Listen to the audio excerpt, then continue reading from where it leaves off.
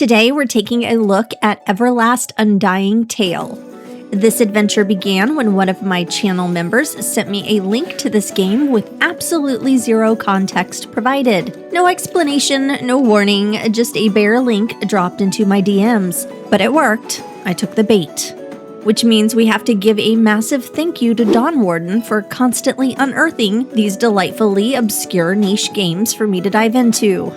Everlast takes place in the world of Sarkis, where death itself has cursed the land.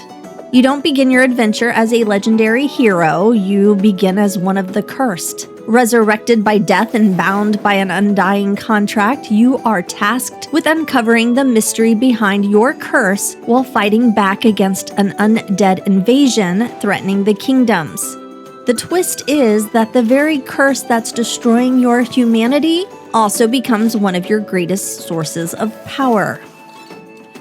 Everlast was originally planned as an MMORPG, but after talking with their community, the developers realized the reality of maintaining a live service game, and rather than build a world that might disappear someday, they completely changed direction. Instead of creating another online world that disappears the moment the servers shut down, they rebuilt Everlast as a cooperative, player-hosted RPG. Their philosophy is simple. If you own the game, you should be able to play it forever, regardless of what happens to the studio. That's a nice idea in a world where we've watched more than a few online games disappear over the years. The developers are currently running a Kickstarter ahead of a planned Q4 early access launch, and during the campaign, they've released a free Steam demo. Whether you're interested in supporting the project or just curious, you can try it out for yourself before spending any money. As for me, I jumped into the demo to see whether Everlast is simply an interesting concept or a game that's actually worth adding to my wish list. Before I even stepped into the world, the game greeted me with a disclaimer. I had 75 minutes to explore on each character, but thankfully the developers don't count story conversations against the clock, which is nice because nothing says immersive RPG quite like panic skipping dialogue because you're worried that the timer is running. Like any traditional character-driven game, you start in the character creator. Visually, Everlast characters lean into a stylized fantasy aesthetic. Characters have smooth, almost storybook-like proportions rather than realistic detail, giving everything a clean, approachable look. Since this is a human-focused story, there wasn't much temptation to spend 3 hours making a dwarf. The character creator is pretty standard. I made a reasonably me-shaped human and then immediately noticed they included freckles. Freckles in a character creator is an immediate sale for me. I'm easily bribed. I grew up on Lindsay Lohan. Substance abuse, legal troubles, and a toxic family dynamic don't undersell the fact that she rocked a full face of adorable freckles. In the game, the story is told through an in-world dialogue system. Characters speak through text boxes, giving it a bit of a visual novel feel. It's simple, but it keeps the pace moving and lets you feel like you're participating in the conversation. And can we talk about the attitude of my character? Spot on. The woman does literally nothing except eat food and throw shade. Oh, I direct this to the developers. I could sit here doing these dialogue scenes all day long.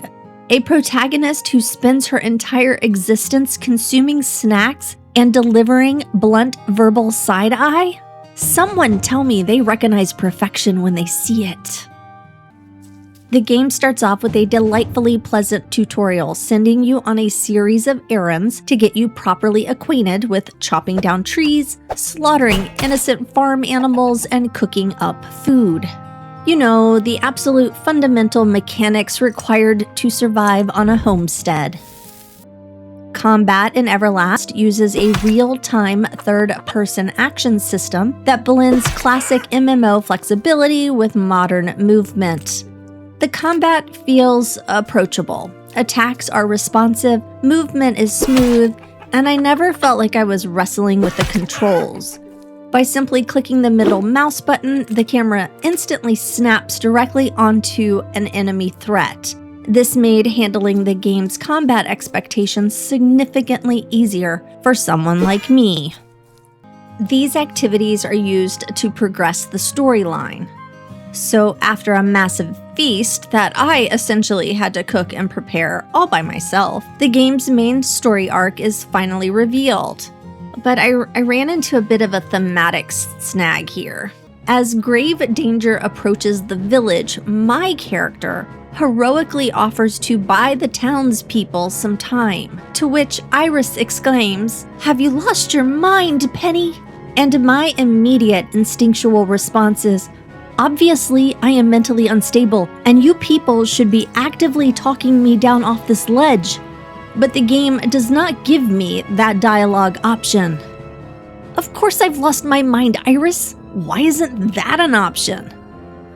I'll skip ahead a bit here because I don't want to completely ruin the fun for you. But after a sequence of undisclosed stuff and things, you are abruptly teleported back to town and left to figure out what on earth happened to the estate and your so-called friends.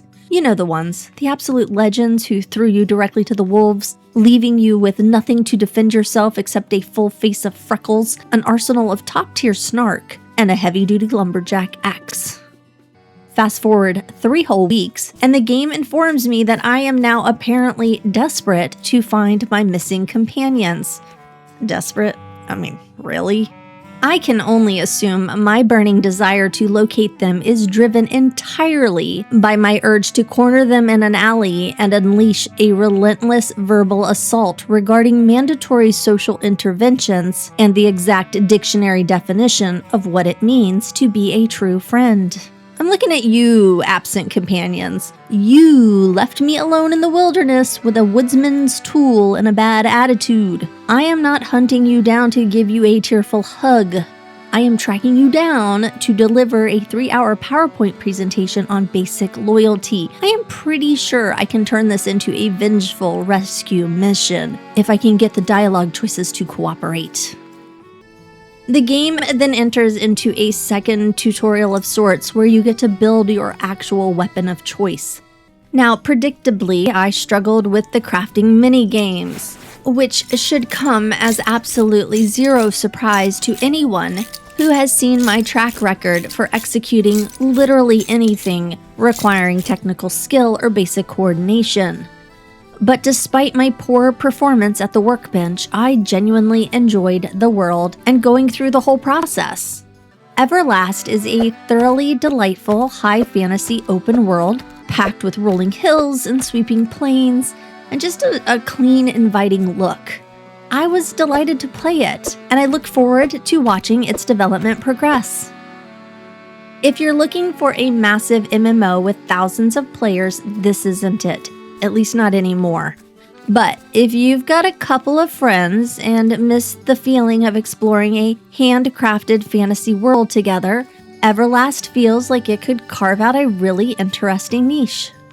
Besides, the demo is completely free. There is literally no harm in checking it out for yourself. I know for a fact you're already wasting an hour of your day burning through YouTube videos at double speed anyway.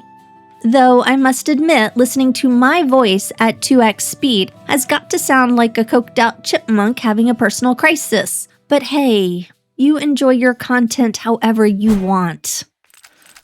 If you've actually made it this far in the video, then you can obviously see that I am still the exact same unhinged person who should never, under any circumstances, have been left alone to save a local town. Until next time, keep exploring, and I'll see you in the next world.